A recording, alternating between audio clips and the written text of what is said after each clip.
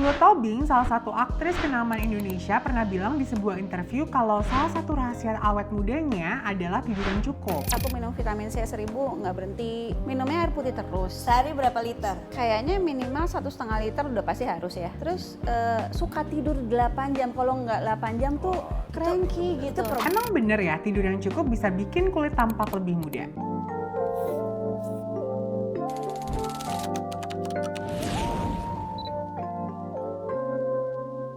Di Let's Talk Aging episode kali ini aku bakal bahas tentang bener atau enggak sih kalau tidur yang cukup itu bisa ngasih efek yang bagus ke kulit kita, bahkan bisa memperlambat penuaan. Kalau ngebahas tidur, emang tidur itu adalah waktu yang krusial buat kulit kita. Saat kita tidur, aliran darah ke kulit meningkat dan membuat oksigen dan nutrisi mencapai sel-sel di dalam kulit kita lebih cepat. Ini adalah waktu yang tepat untuk kulit memperbaiki dirinya dari kerusakan-kerusakan yang disebabkan oleh daily stressor seperti paparan sinar matahari, polusi, dan lain-lain.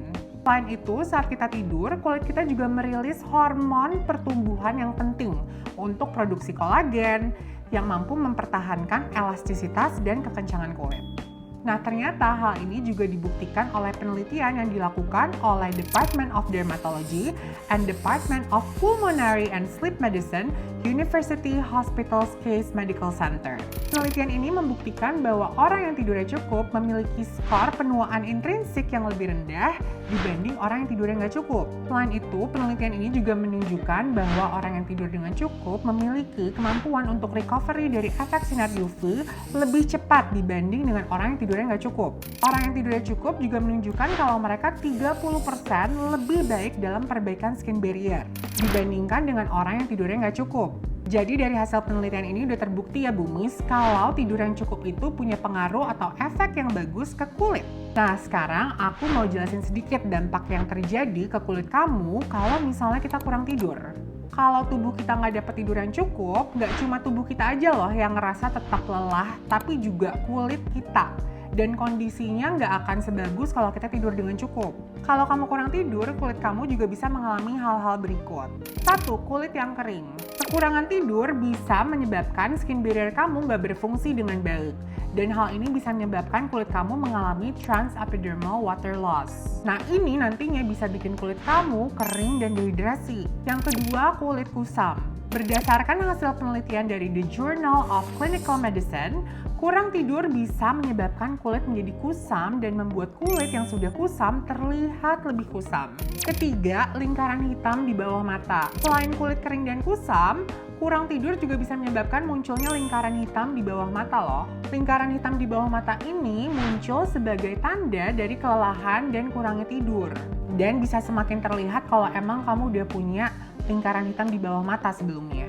Nah yang keempat, menurunnya kadar kolagen dan mempercepat proses penuaan. Salah satu hal krusial dari kurangnya tidur adalah menurunnya kadar kolagen di kulit kita. Kalau kamu kurang tidur, kolagen di kulit kamu bisa menurun karena kulit nggak punya waktu yang cukup untuk memperbaiki dirinya sendiri. Nah kalau kadar kolagen di kulit kita menurun, ini akan berdampak ke menurunnya kekencangan dan elastisitas kulit, dan akhirnya membuat tanda-tanda penuaan jadi lebih jelas seperti garis halus dan kerutan. Nah, tapi gimana sih cara ngatasin dampak-dampak penuaan ini kalau emang semisal tidur yang cukup itu nggak possible buat kamu? Nah, kalau semisal tidur yang cukup itu emang nggak possible buat kamu lakukan, kamu bisa ngelakuin beberapa tips berikut yang bisa kamu terapin di kehidupan sehari-hari. Nah, yang pertama, makan makanan bernutrisi. Kamu bisa mengkonsumsi yang tinggi akan vitamin C seperti buah-buahan yang bagus untuk kulit. Selain itu, makanan yang mengandung omega 3 seperti ikan juga bisa kamu konsumsi karena ini bagus banget untuk menjaga elastisitas kulit. Yang kedua, olahraga yang teratur.